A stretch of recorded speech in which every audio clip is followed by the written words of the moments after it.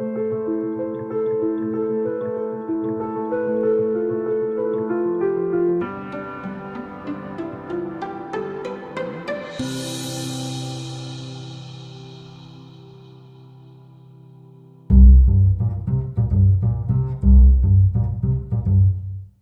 début de l'année 2018, la directive sur la distribution de l'assurance sera entrée en application.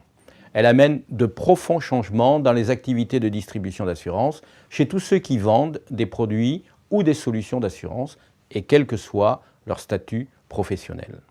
Cette directive répond à une volonté du législateur de mieux protéger les consommateurs. Elle pose, en premier lieu, une affirmation importante.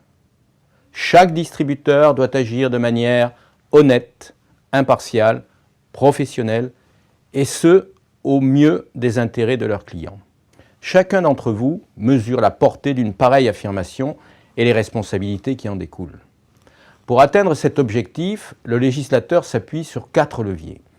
En premier lieu, la généralisation du conseil. Aucune vente de produits d'assurance ne pourra plus se faire sans le conseil adapté. Le deuxième levier impose un alignement très étroit entre les besoins des clients et les réponses qui y sont faites en termes de produits. C'est un dispositif de gouvernance et de surveillance des produits. En d'autres termes, les produits d'assurance sont faits pour couvrir des besoins réels des clients et pas seulement pour générer de la marge.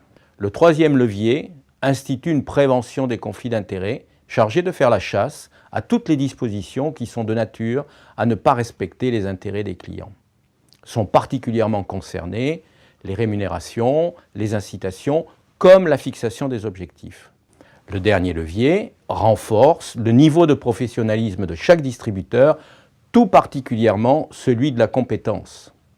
Il impose qu'elle soit effective pour tous les produits vendus au moment où ils le sont.